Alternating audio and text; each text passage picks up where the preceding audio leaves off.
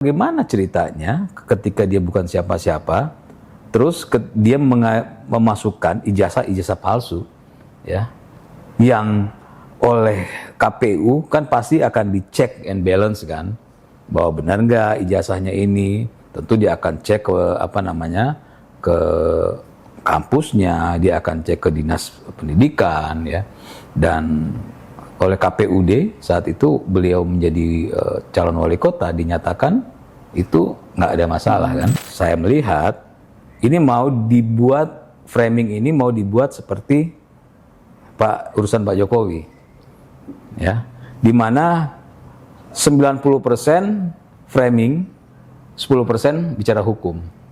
Nah, ini yang akan terjadi di Mas Gibran pun begitu, 90% bahkan 95% framing, 5% baru bicara soal hukum. Kalau coba soal hukum udah selesai sebenarnya. Emang yang sekolah di luar negeri cuma Mas Gibran gitu? Oke. Ya harusnya kalau mau mempermasalahkan, ya permasalahkan seluruh ya pejabat negara yang menggunakan ijazah dari luar negeri. Seolah-olah di negara ini cuma Mas Gibran yang sekolah di luar negeri gitu kan, lulusan luar negeri. Ya kan jadi seolah-olah seperti itu kan. Yeah. Dan seolah-olah di aturan di negara kita tidak boleh seseorang mau menjadi pejabat negara menggunakan ijazah dari luar negeri. Ada nggak itu? Kalau nggak ada artinya kan framing. Makanya kan saya bilang kalau bicara hukum sudah selesai. Yeah. Kalaupun KPU ya membuat keputusan KPU itu, kalau di pengadilan mau keputusan apapun itu tetap bisa dihadirkan. Okay. Jadi mau serahasia apapun ya, kalau sudah sampai di pengadilan dan pengadilan misalnya atau pihak kepolisian saja ya, jangan dulu pengadilan ya, pihak kepolisian ya meminta mana nih ijazahnya, bukti-buktinya, itu kan diserahkan juga gitu kan. Teman-teman dan sahabat-sahabat semua, kembali lagi bersama kami di program Persepsi. Bersama saya Nugroho Habibie dan Wakil Ketua Umum sekaligus juru bicara Partai Garda Republik Indonesia, Bang Teddy Kusnedi. Nah, pada kesempatan kali ini kita akan memperbincangkan tentang gugatan terkait dengan ijazah Wakil Presiden Gibran Rakabuming Raka. Nah, baru-baru ini itu ada gugatan dari seseorang bernama Subhan Palabang. Nah, ini menggugat Wakil Presiden Gibran sekaligus KPU terkait dengan ijazah sekolah menengah atas Mas Wapres nih. Nah, gugatan itu ditaksir senilai 125 triliun plus 10 juta. Ini wah, nilainya fantastis nih.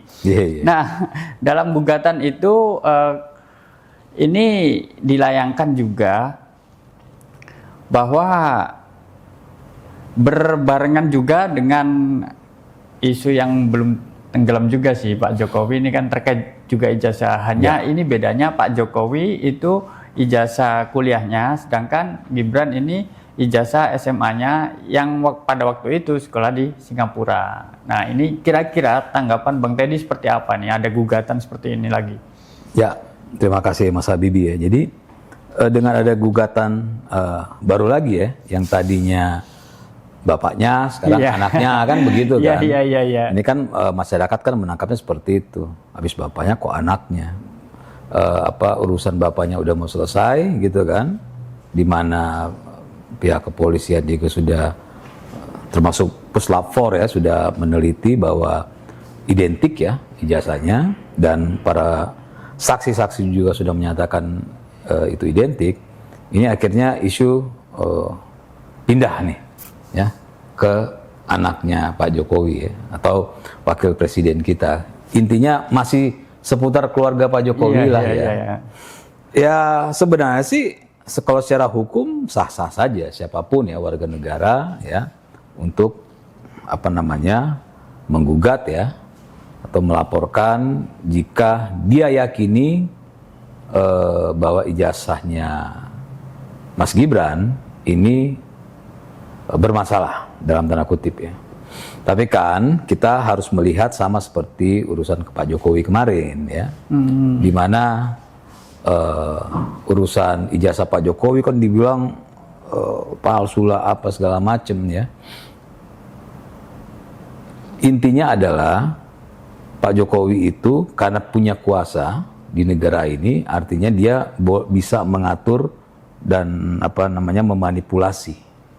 Padahal kalau kita mau berpikiran jernih, ya Pak Jokowi kan sebelumnya kan sebagai beliau adalah seorang pengusaha kayu dan beliau setelah bisnisnya jalan, beliau ingin mengabdi di negeri ini menjadi wali kota. Ya beliau bukan siapa-siapa saat itu kan, ya bukan siapa-siapa. Dan bagaimana ceritanya ketika dia bukan siapa-siapa, terus dia memasukkan ijazah palsu, ya, yang oleh KPU kan pasti akan dicek and balance kan, bahwa benar nggak ijazahnya ini. Tentu dia akan cek ke kampusnya, dia akan cek ke dinas pendidikan ya, dan oleh KPUD saat itu beliau menjadi calon wali kota dinyatakan itu nggak ada masalah kan. Ya artinya kalau mempermasalahkan urusan Pak Jokowi ya, pertama nih kita mempermasalahkan urusan Pak Jokowi itu jangan dilihat ketika beliau maju menjadi calon presiden. Sebelum-sebelumnya berarti harusnya dicek dari awal gitu kan. Apalagi permasalahan ini kan muncul ketika Pak Jokowi mau masuk pada periode kedua menjadi calon presiden. Sekitar 2019 ya Bang. Dan ya pemirsa di sini ya harusnya melihat kenapa sih mereka hanya mempermasalahkan ijazah Pak Jokowi sebagai calon presiden, ya? Karena dengan mempermasalahkan ijazah Pak Jokowi sebagai calon presiden, framing yang mau dimunculkan adalah ini penguasa bisa mengatur segalanya. Ya harusnya balik dong. Ya, ketika beliau belum sebagai penguasa di negeri ini, ya, seorang pengusaha kayu, ya, yang mau mengabdi di negara ini maju menjadi calon wali kota, gitu kan. Nah itu yang seharusnya dicek, gitu kan. Apalagi sempat ya urusan Pak Jokowi ini dinyatakan bahwa tahun 2012 ketika mau maju jadi calon gubernur, ya. Itu ijazahnya ijazah bikinan di pramuka gitu kan. Nah itu pun sebenarnya secara logika sudah nggak masuk akal. Kenapa? Karena ketika 2012 itu mau maju jadi calon gubernur, itu kan ijazahnya kan sudah dipergunakan sebelumnya di Solo gitu kan. Nah kenapa hal ini tidak mereka bicarakan ketika waktu Pak Jokowi masih jadi calon wakil wali kota? Karena mereka tahu kalau itu dipermasalahkan, maka argumentasi mereka langsung gugur saat itu juga, ya. Ini kan permainan framing ya, framing seolah-olah Pak Jokowi tidak pernah jadi wali kota, tidak pernah jadi gubernur, tiba-tiba langsung jadi calon presiden. Seolah-olah gitu kan. Nah, kita akhirnya balik ke Mas Gibran. Begitupun Mas Gibran gitu kan. Kalau Mas Gibran sudah jelas di mana beliau waktu sebelum jadi calon wakil presiden beliau adalah wali kota Solo gitu kan. Dan ketika beliau jadi wali kota Solo, ya termasuk orang-orang yang sekarang mempermasalahkan Pak Jokowi adalah orang-orang yang tahu bahwa yang mungkin bawa ijazahnya gitu kan ke KPU, KPUD gitu kan. Termasuk orang-orang yang mempermasalahkan urusan ijazah Pak Jokowi adalah orang-orang yang membawa ke KPUD di Solo, KPUD di Jakarta, DKI, sama KPU RI ketika jadi calon presiden. Orang-orang yang sama sebenarnya kan, yang harusnya kalau memang itu palsu ya dari awal dong mereka mengatakannya kan. Dan kalau bicara soal Mas Gibran, saya mengatakan dia nggak apa-apa. Itu hak orang untuk meragukan kan, sama seperti hak orang untuk meragukan ijazah Pak Jokowi. Ya biarkan proses hukum ini berjalan, dan saya melihat ini mau dibuat, framing ini mau dibuat seperti urusan Pak Jokowi, ya, di mana 90% framing 10% bicara hukum. Nah, ini yang akan terjadi di Mas Gibran pun begitu. 90% bahkan 95% framing, 5% baru bicara soal hukum. Kalau coba soal hukum udah selesai sebenarnya. Kenapa?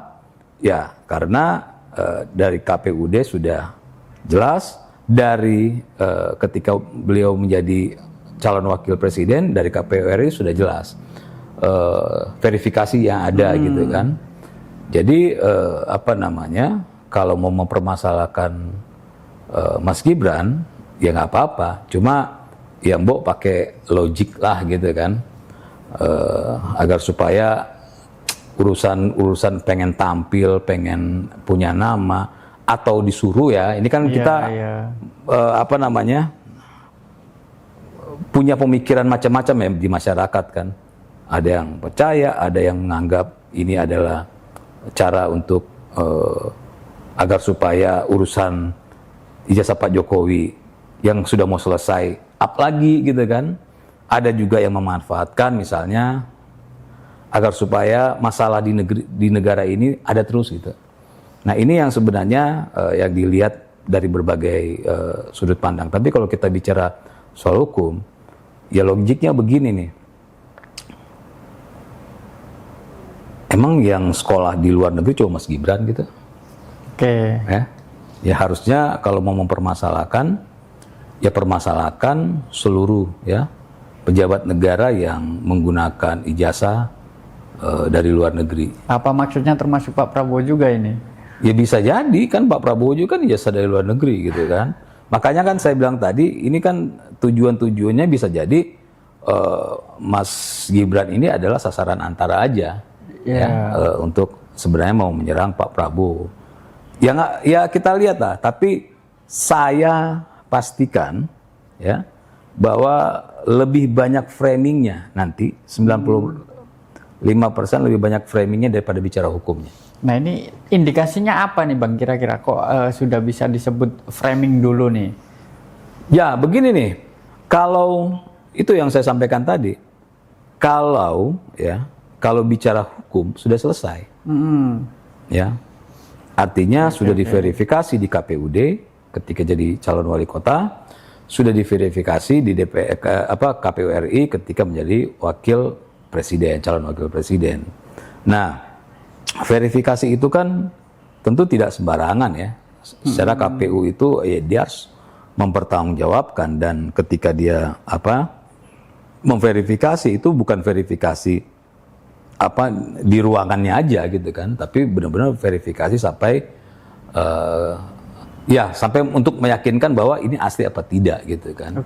Dan banyak kan di negara ini baik urusan kepala daerah maupun anggota dewan calon ya, itu KPUD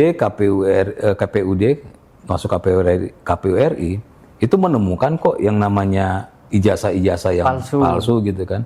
Artinya verifikasinya berjalan ya. Makanya kenapa kan kalau pertanyaan kenapa framing gitu kan? Ya memang akhirnya saya menyatakan 95% framing karena kalau urusan hukum udah selesai. Ya, masalah hukum udah selesai. Ini kan mau bicara framing aja. Termasuk gugat sampai triliunan ya. Itu kan itu bombastis kan. Itu kan artinya ada yang memang ingin diperhatikan ya, ada yang ingin diperhatikan, yang nggak masuk akal. Masa sampai ratusan triliun itu kan aneh aja. Cuma ya inilah mau dibangun framingnya.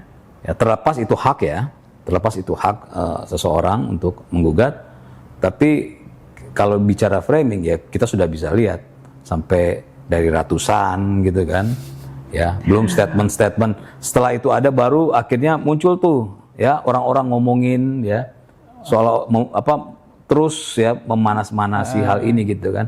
Dan coba kita lihat cuma 5% yang bicara hukum, selebihnya adalah framing.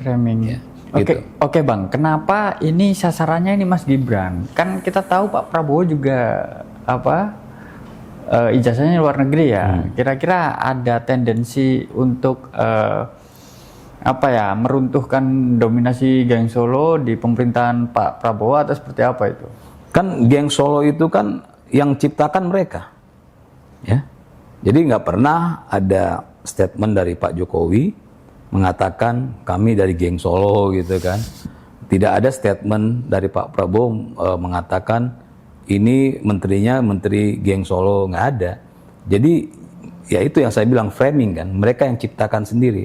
Istilah-istilah ini mereka yang ciptakan, ya, mereka yang ciptakan, mereka yang sebarluaskan, akhirnya mereka mempercayai dan mereka emosi sendiri, gitu kan. Nah, ini kan sering ya kita melihat seperti ini gitu kan. Mereka yang ciptakan sendiri, mereka yang akhirnya yakini sendiri dan akhirnya mereka marah-marah gitu. Padahal namanya geng Solo, namanya geng A, geng B dan C itu kan ciptaan mereka sendiri kan. Ya, jadi tidak perlu misalnya kalau saya yakin ketika Pak Jokowi ditanyain soal geng Solo, kata Pak Jokowi, ya saya nggak pernah ngomong gitu kan. Kan kalian yang ngomong begitu. Jadi ya silakan aja kalian berhalusinasi dengan pemikiran kalian. Nah, kalau bicara mengenai Pak Prabowo ya, lulusan ini juga kan, luar negeri, itu yang saya mengatakan, kenapa hanya Mas Gibran? Kenapa nggak sekalian Pak Prabowo? Presiden. Kenapa nggak sekalian anggota-anggota dewan? DPR. Ya, anggota dewan kan banyak tuh lulusan luar negeri kan? Kenapa nggak? Kenapa nggak kepala daerah yang lulusan luar negeri nggak dipermasalahkan? Itu. Jadi kenapa hanya Gibran sih gitu? Seolah-olah Solo, arahnya ke Solo ya. Itu ya kan akan saya ketemu kan? Saya katakan framing itu ketemu kan? Artinya kalau orang bicara kepentingan bangsa dan negara, ingin agar administrasi ini baik, ya, tidak punya tendensi macam-macam, tidak punya kepentingan politik macam-macam, ya tentu dia akan minta atau kalaupun mau menggugat, ya dia minta untuk diperiksa semuanya. Ya. Nah itu baru bisa dikatakan, oh ini orang yang memikirkan administrasi negara lebih terbuka, lebih baik dan segala macam. Nah kalau cuma satu orang kan jadi lucu, seolah-olah di negara ini cuma Mas Gibran yang sekolah di luar negeri gitu kan, lulusan luar negeri. Ya kan jadi seolah-olah seperti itu kan. Dan seolah-olah di aturan di negara kita tidak boleh seseorang mau menjadi pejabat negara menggunakan ijazah dari luar negeri. Ada nggak itu? Kalau nggak ada artinya kan framing. Makanya kan saya bilang kalau bicara hukum sudah selesai. Ya. Bicara hukum sudah selesai. Sekarang ya masyarakat harus tahu bahwa sekarang ini yang 95% itu adalah framing. Nah, ke depan kita akan melihat ya bagaimana mereka akan mengolah framing ini ya dari stasiun TV satu ke yang lain, dari podcast satu ke podcast yang lain.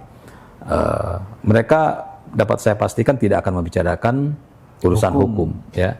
Karena ketika urusan hukum dibicarakan, paling 5 menit sudah selesai di podcast.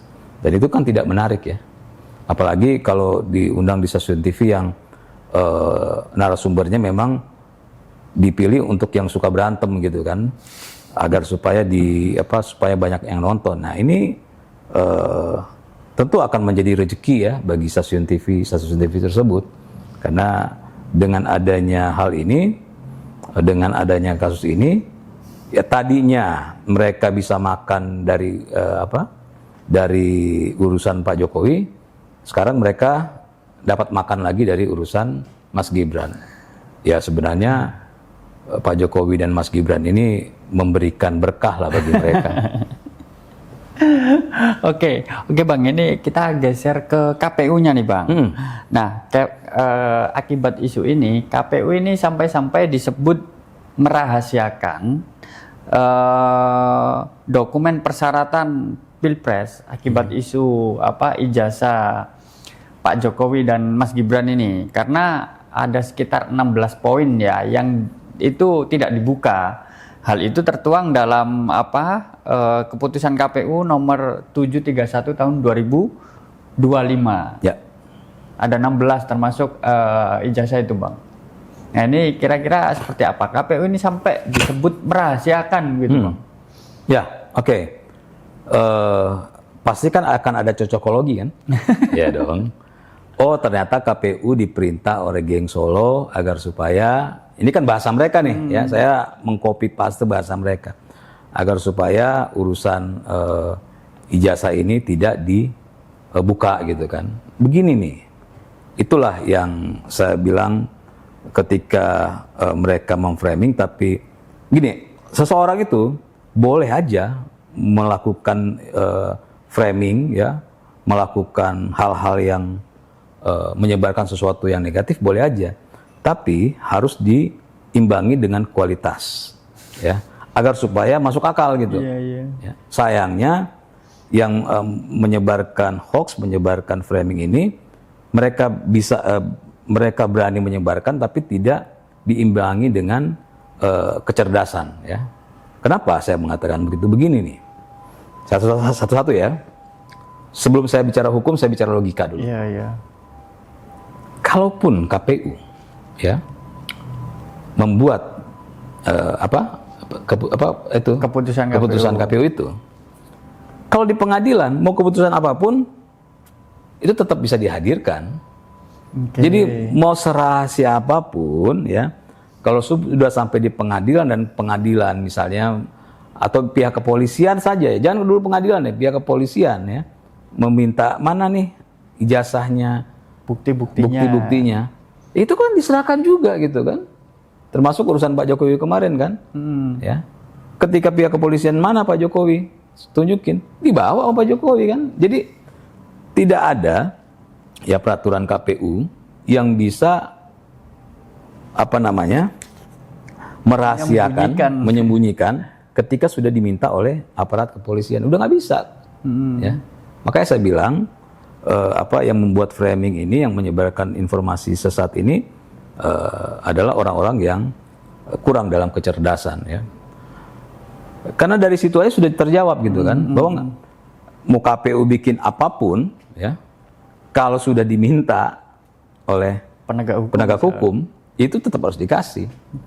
Jadi misalnya yang menggugat ini nih ya, yang melaporkan ini, yang mau nggak mau polisi tetap akan minta ijazahnya Mas Gibran. Nggak perlu dari KPU juga kan, dari Mas Gibran sendiri pun, atau kan selama urusan Pak Jokowi kan KPU juga dipanggil kan.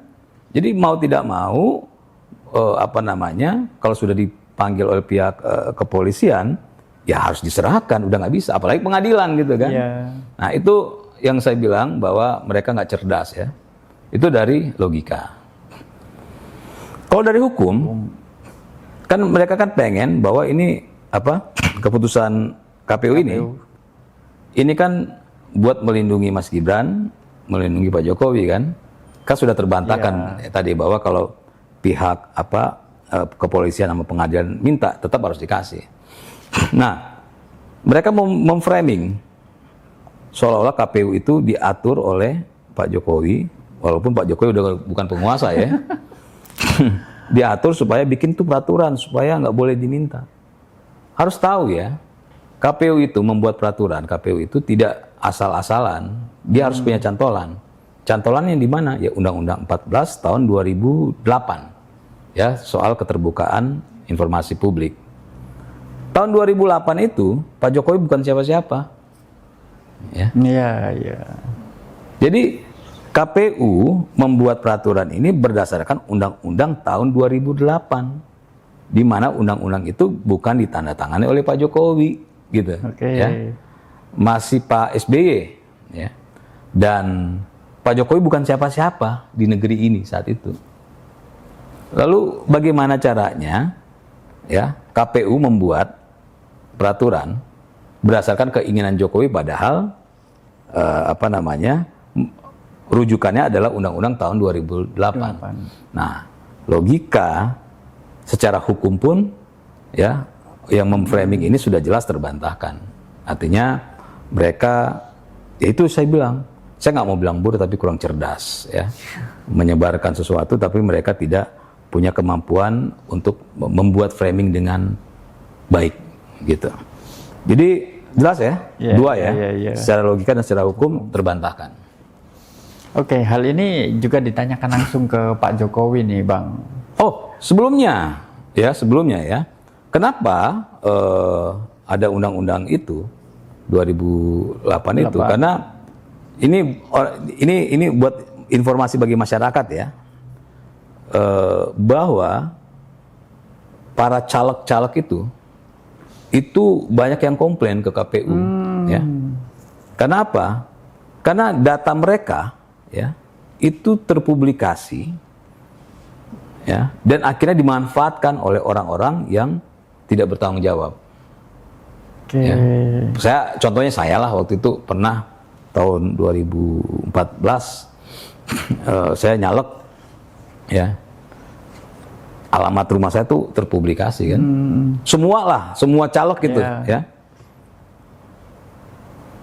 Ketika sudah terpublikasi, tiba-tiba banyak yang datang proposal ke rumah untuk santunan inilah, untuk santunan itulah, untuk terus ada dari tim inilah, dari organisasi inilah, itu masuk ya ke kita, kepada caleg ya, karena bukan hanya saya yang merasakan ya, banyak caleg. Belum lagi tiba-tiba datang orang yang mengaku sebagai orang yang bisa memenangkan ya dengan harga segini. Ada lagi yang datang ya macam-macam, ada organisasi, ada yang pemuka agama, ada yang dari organisasi misalnya yatim piatu dan segala macam, dan itu akhirnya terganggu ya. Nah, itu saya pernah sampaikan ke waktu itu ke ketua KPU RI-nya masih almarhum Husni Kamil. Saya katakan ini nggak bisa begini dong. Ini kan sebenarnya kan rahasia ya. Ini mengganggu loh para caleg-caleg.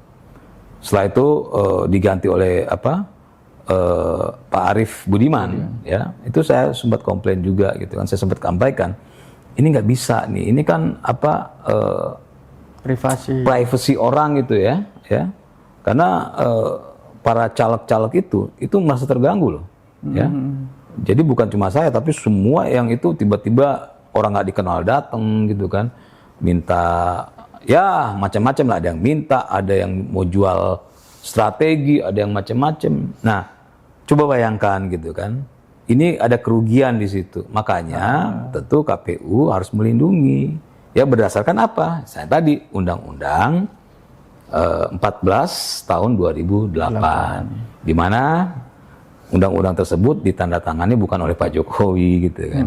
Itu masih di zaman Pak SBY gitu. Tapi pada dasarnya KPU juga siap ini Bang, membuka asal dapat izin dari yang bersangkutan sebenarnya. Jadi, Oh iya. Jadi gini, ini nggak ada urusan dengan urusan Mas Gibran, nggak ada ya. Coba ditanya ya, misalnya ada caleg-caleg yang pernah nonton ini pasti akan setuju ya, karena mereka merasa terganggu loh. Iya, benar-benar. Apalagi nomor handphone, ya kan, alamat dan segala macam itu akan terganggu. Nah, apalagi sudah dengan majunya teknologi sekarang ini kita harus lihat loh, ya, namanya dokumen-dokumen resmi ini bisa dijadikan sebagai penipuan gitu kan. Nah ini yang harus dilindungi ya oleh negara ya. Makanya KPU dalam hal ini untuk urusan pemilu, pilkada sama pilpres, pileg, pilkada gitu kan, ya tentu membuat ini untuk melindungi seluruhnya ya, bukan hanya urusan Mas Gibran. Kalau urusan Mas Gibran kan udah nggak ada urusan. Saya bilang tadi kepolisian minta ijazahnya pasti dikasih kok oleh KPU RI gitu kan. Nah, mengenai pertanyaan tadi, apakah harus izin? Ya iyalah, ya harus izin dong. Ya masa kalian mau gitu misalnya KTP kalian terpublikasi, ijazah kalian terpublikasi, alamat kalian terpublikasi, pasti siapapun nggak akan suka gitu. Nah ini yang saya katakan terjadi cocokologi dan framing ya, 95% framing dan cocokologi, 5% baru bicara hukum. Dan hukum udah selesai. Oke Bang, kita geser ke Pak Jokowi nih, karena gugatan ini langsung ditanyakan langsung ke Pak Jokowi. Pada dasarnya sebagai orang tua nih ya, bukan sebagai mantan presiden, Pak Jokowi menegaskan bahwa Mas Gibran ini bakal mengikuti proses secara hukum, bakal tuntas. Nah, tapi di sisi lain ini Pak Jokowi juga tidak menepis bahwa isu ini memang ada yang nge-backup karena nafasnya ini sampai panjang begitulah kira-kira. Nah, ini kira-kira kenapa Pak Jokowi tidak langsung sebut nih orangnya, udah langsung atau laporkan gitu loh. Kok masih menduga-duga seolah-olah tidak langsung ke aktornya langsung ditangkap gitu loh. Ya gini nih, pertama kalau ada wartawan yang menanyakan ke Pak Jokowi soal ijazahnya Mas Gibran, itu perlu dipertanyakan kewartawanannya. Ya kan apa urusannya Pak Jokowi gitu kan? Pak Jokowi kan bukan lembaga hukum gitu kan? Ya, kalau cuma menanyakan jadi basa-basi aja. Ya pasti jawabannya ya ikutin proses hukum lah gitu kan. Nah, terus kedua, Pak Jokowi mengatakan ada yang bermain karena nafasnya panjang kan? Ya sekarang begini aja deh ya. Kalau Mas Habibie ngelihat atau kita di kehidupan sehari-hari ya tahu ini orang bandar narkoba, ya. Tapi kan yang namanya kejahatan itu mana ada sih orang melakukan kejahatan terang-terangan? Nggak mungkin dong. Pasti orang melakukan kejahatan dengan cara bagaimana supaya sembunyi-sembunyi agar tidak banyak orang tahu. Itu kan rules-nya pelaku kejahatan lah. Mana ada orang ngaku gue bandar narkoba, kan nggak ada gitu kan. Nah jadi kita semua tahu ya, saya masih di analogi nih ya. Dia itu bandar narkoba ya, gue pernah lihat gini. Tapi coba saya katakan misalnya Mas Habibie nih, saya tahu nih ini Mas Habibie ini bandar narkoba nih, karena kayaknya teman saya ini pernah nih beli nih ya, teman saya pernah ngaku gini ya. Terus saya ngomong di media, Mas Habibie itu bandar narkoba loh. Apa efek buat saya? Ya fitnah bisa. That's kan, fitnah, bahkan saya akan dilaporkan kan, tindak pidana karena menuduh tanpa ada bukti yang jelas. Begitupun ya, seorang Pak Jokowi, seorang presiden, ya, presiden ketujuh ya, yang beliau yang menguasai data, yang tahu informasi dari BIN dan segala macam, tentu tahu ya. Tapi kan hukum kita adalah pembuktian kan. Ya, pembuktian. Misalnya Pak Jokowi tahu ini, oh ini yang melakukan si apa ya bahasanya supaya enak nih, si Pak A nih misalnya ya. Ini Pak A nih ya. Saya tahu nih dia dibiayai oleh asing nih ya. Dia itu nggak kerja. Ini Pak A ini nggak kerja tapi duitnya ada terus ya. Dan dia bisa kemana-mana. Dari mana duitnya? Pasti dibiayai sama ini. Dan sudah tahu dibiayai sama ini. Ya, dia bermain dengan orang-orang ini untuk menggelarkan isu-isu ini. Tapi ketika Pak Jokowi mengatakan bahwa yang bermain ini adalah Pak A, si Bapak A ini pasti akan marah dong. Iya, bisa-bisa melaporkan Pak Jokowi. Dia akan melaporkan Pak Jokowi, iya kan? Bahwa itu tuduhan nggak benar. Mana buktinya? Ya, saya membiayai, saya yang ini, saya yang itu. Nggak bisa kan? Artinya Pak Jokowi tahu hukum. Dia bukan orang yang dengan mudah, walaupun dia tahu, presiden ketujuh masa nggak tahu gitu kan? Siapa orang-orangnya dia tahu. Tapi ketika dia sebutkan, itu akan menjadi bumerang buat Pak Jokowi. Pak Jokowi sengaja menyatakan seperti itu akan membuka mata kita bahwa seperti Mas Habibie bilang, sebegitu panjang nafasnya, orang-orangnya juga yang melakukan orkestrasi soal ijazah Pak Jokowi bertahun-tahun, itu juga orang-orang yang nggak jelas kerjaannya dan segala macam, tapi masih hidup, gitu kan? Maksudnya masih hidup, masih bisa membiayai keluarga dan segala macam. Lah itu kan artinya, ya, ini kan ada yang membiayai. Ini secara akal sehatnya sudah jelas gitu kan. Toh kenapa kalau sudah diserahkan ke hukum? Coba bayangkan, ini sudah diserahkan ke hukum, ya. Artinya berhenti dong orkestrasi ini. Kenapa orkestrasi ini terus berjalan? Framing terus berjalan, padahal sudah dihukum, sudah diserahkan pada proses hukum. Ya itu karena ada pihak-pihak yang memang orkestrasi ini terus berjalan, ya macam-macam, ya. Bohir ini macam-macam. Ada yang memang pengen gaduh, ada yang memang pengen agar supaya mereka melihat ada kesempatan untuk begini dan begitu, ada yang juga untuk urusan ekonomi. Jadi banyak ya pihak yang memang bermainlah di area ini. Ya termasuk saya sampai sering mengatakan saya setuju dengan Pak Prabowo bahwa ada pihak dana asing yang besar bermain di sini. Ya, saya setuju. Ya, karena apa? Karena Pak Jokowi dan Pak Prabowo adalah presiden ya yang menginginkan pasal 33 Undang-Undang Dasar 45 dilaksanakan di negeri ini. Hilirisasi, ya, mandiri negara ini. Kita bisa lihat bagaimana negara-negara Eropa marah ke Pak Jokowi. Iya kan? Dan ini nih penting bagi pemirsa nih, semua nih. Pak Jokowi itu mulai diganggu, ya. Ingat ya, ini fakta nih.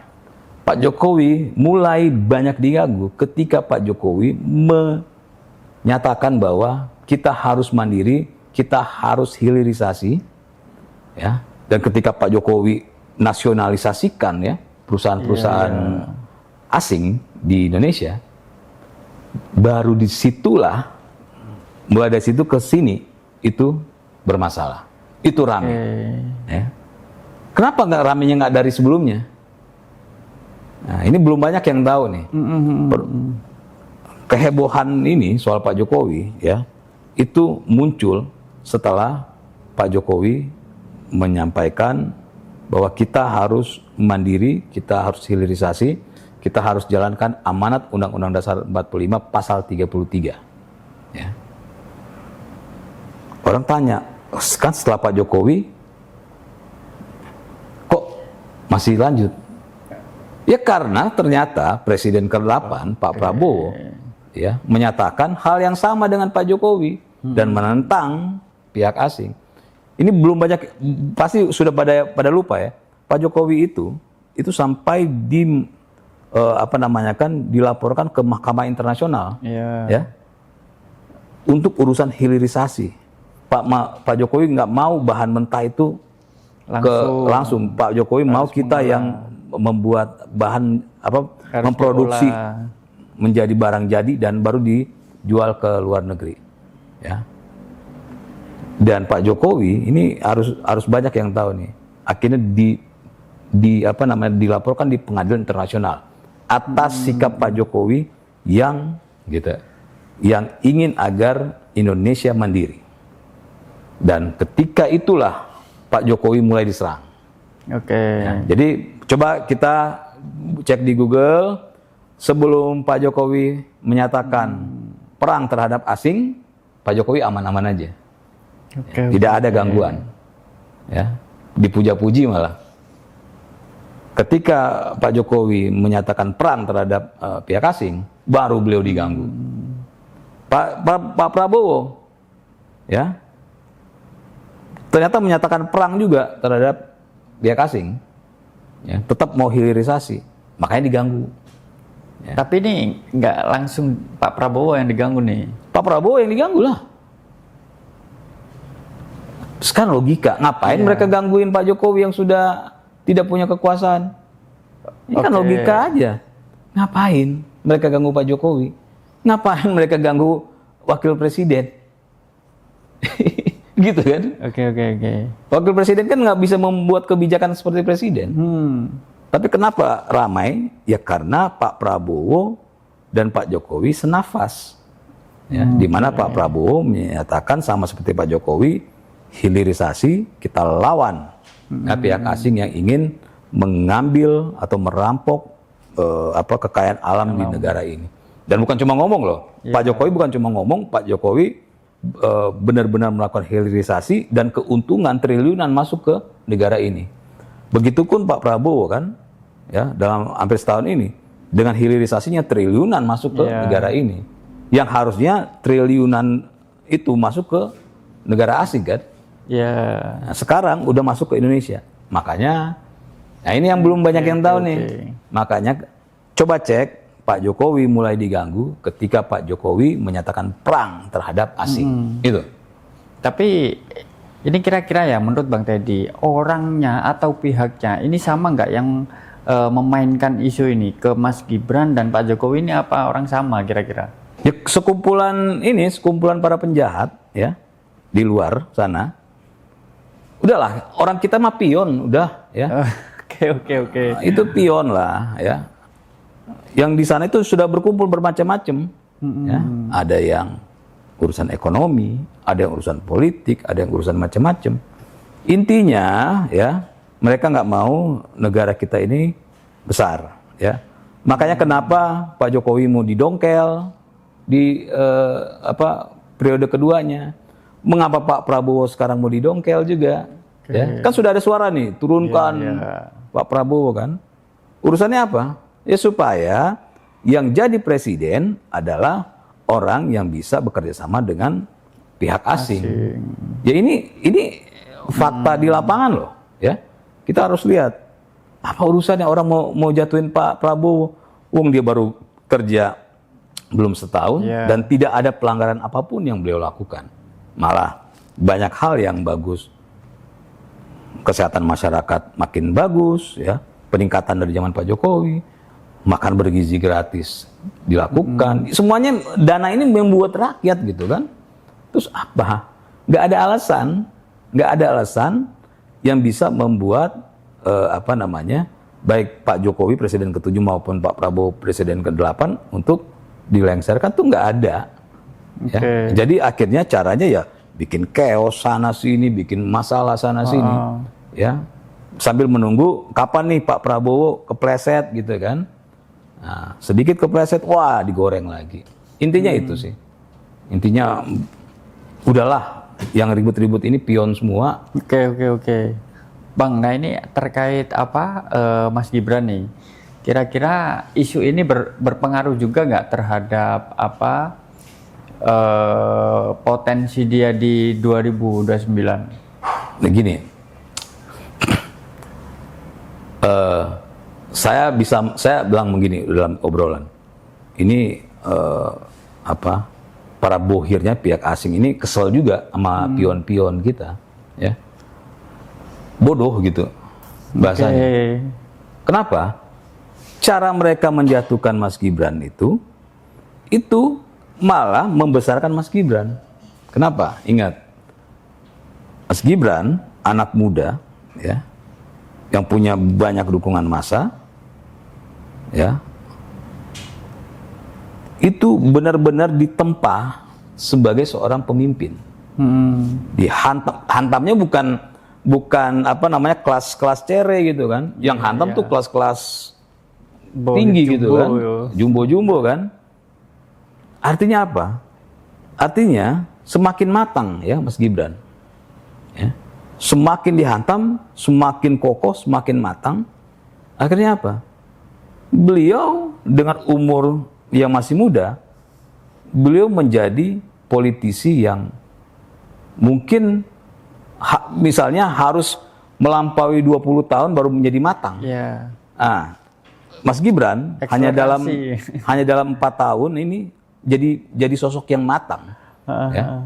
Artinya beliau sudah harus menghadapi urusan eksternal, ya, asing dan segala macam beliau hadapi, internal beliau hadapi, dan segitu banyak serangan, beliau masih tetap melangkah, gagah, dan masih melakukan kerja-kerja sebagai wakil presiden.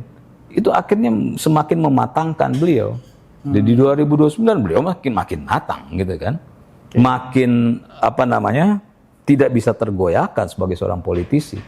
Makanya semakin banyak serangan, semakin bagus buat Mas Gibran. Ya, politisi lain harus sampai 20 tahun menjadi matang.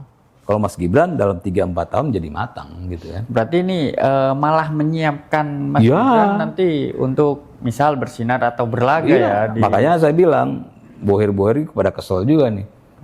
Began begini caranya, lu malah ngegedein Mas Gibran kalau begini gitu kan. Gitu bos. Oke. Bang, ini mungkin terakhir terkait dengan kualitas demokrasi ya. Nah ini kira-kira dengan ramainya permainan tadi dari asing yang menggugat, ini kan pimpinan kan, petinggi bahkan pucuk lah. Kalau Pak Jokowi dulu waktu itu kan kepala negara ya, seolah-olah diserang, dipermainkan gitu. Nah, apakah ini bakal berdampak pada kualitas demokrasi kita? Semakin seolah-olah semakin karena kita terlalu terbuka, akhirnya semua langsung gugat seenaknya misalnya dan sebagainya. Ya, jadi gini nih. Sebenarnya sama seperti yang saya sampaikan soal Mas Gibran tadi, ya. Sebelum saya masuk ke situ saya sampaikan dulu nih. Dulu, ya, ketika ada orang demo 20 tahun lalu lah, ya.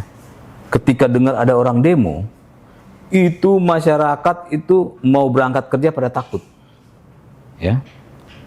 Pokoknya kalau sudah ada demo itu sesuatu yang wah, ya, yang dibicarain itu sampai berhari-hari, bahkan sampai seminggu itu nggak berhenti, ya. Semakin lama orang semakin demo semakin sering, orang demo semakin sering. Oke. Semakin biasa, ya. Hilang ininya ya. Bahkan tanggal 25 Agustus ya, yang lagi ramai itu anak-anak muda, ya, anak-anak sekolah yang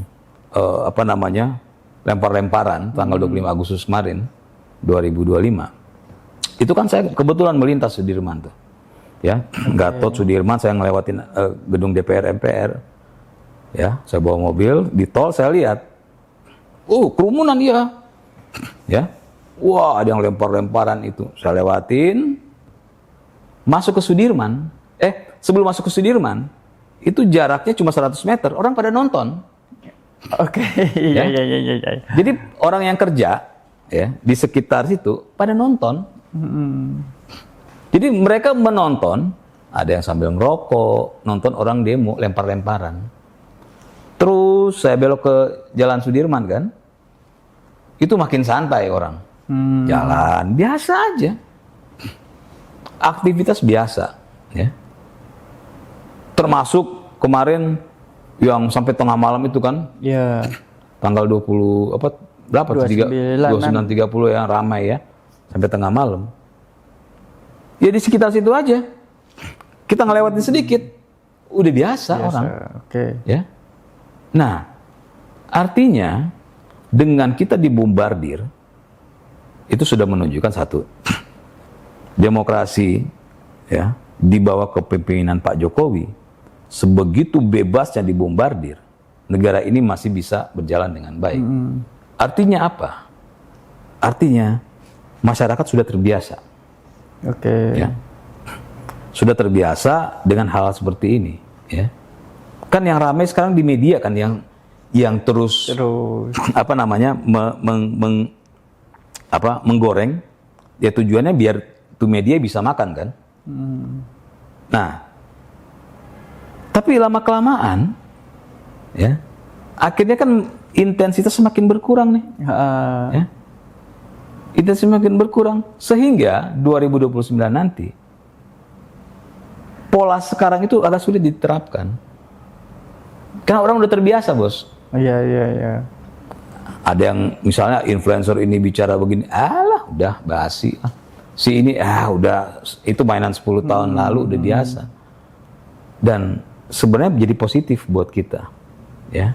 Karena nanti di 2009, apalagi nanti di 2034, itu saya percaya bahwa kita akan masuk pada era demokrasi yang lebih baik, ya. Dalam arti kan kita sudah melewati euforia di di 98. Berjalan, euforia lagi, berjalan, euforia lagi. Jadi 98 euforia, lama-lama hilang, ya. Sudah jadi hal yang biasa. Setelah euforia 98, ada lagi lama-lama jadi terbiasa, ya. Terus ada lagi terbiasa. Nah, tiga euforia ini dikumpulin di zaman sekarang, itu menjadi sebuah hal yang istimewa. Ya, udah biasa. Sudah sangat biasa gitu kan. Nah, sehingga di 2029 nanti pola ini mau digunakan udah nggak laku. Udah nggak laku, apalagi nanti 2034. Jadi ya demokrasi, kalau pertanyaan tadi kan bagaimana demokrasi kita. Ya kita memang harus melewati ini, Bos. Ya. Tapi ini kepala negara, Bang, yang digugat-gugat ini kepala negara. Iya. Masa ini kan harusnya ngurusin negara, ya kan, menjalankan program. Kalau ada gugatan hukum seperti ini, otomatis menguras tenaga juga kan, dan mengurangi yang harusnya full fokus untuk mengurusi negara. Ada kasus ini, otomatis kan memecah fokus juga. Gini, akhirnya. Kalau kita bicara Pak Jokowi ketika waktu digugat, itu tidak mengurangi 1% pun pemikiran beliau untuk negara ini. Ya, dia nggak nganggep, beliau baru memproses ketika sudah nggak jadi sudah presiden kan. Okay. Nah, Pak Prabowo ya jelas ya bahwa Pak Prabowo dengan tegas kan kemarin ya.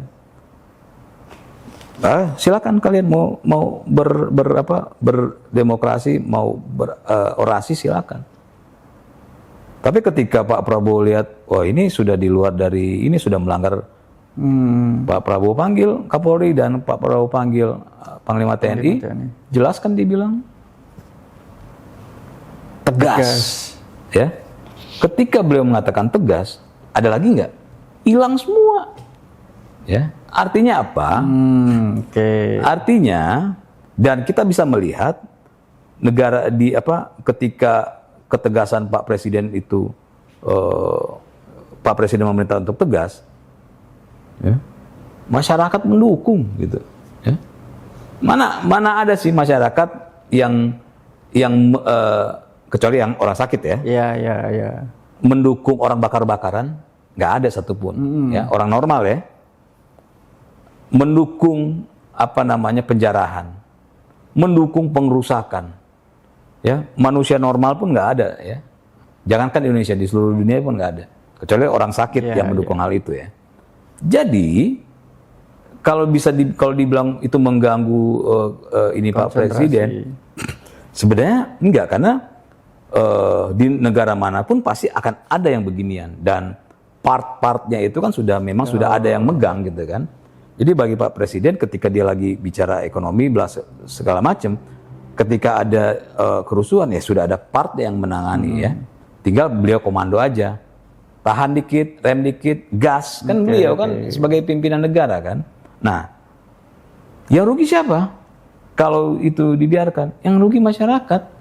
Ini kalau bagi pribadi Pak Prabowo ya, dia nggak ada kerugian. Tapi masyarakat rugi nggak? Ya rugi. Kalau sampai ada pabriknya dibakar, yang rugi siapa? Masyarakat. Yang ada tempat usahanya dihancurin, ya rugi siapa? Masyarakat. Makanya masyarakat banyak yang mendukung. Kenapa? Karena mereka tidak mau kalau sampai tempat usaha mereka dirusak dan segala macam. Nggak ada yang nggak mendukung sikap tegas TNI dan Polri. Sekali lagi, yang mendukung hanya orang-orang sakit. Gitu. Oke, mungkin itu pembahasan kita pada kesempatan kali ini. Terus ikuti perbincangan menarik kita. Saya bersama Bang Teddy di program Persepsi. Salam.